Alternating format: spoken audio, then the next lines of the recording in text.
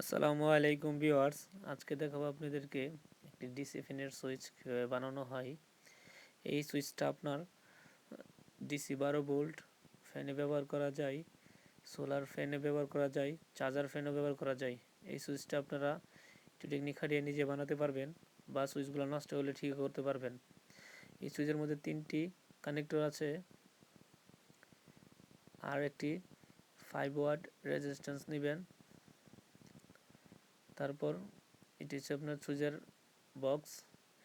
এই সুইচের মাধ্যমে আপনার ফ্যানটাকে হাই লো স্পিড করতে পারবেন, আবার অন অফও করতে পারবেন।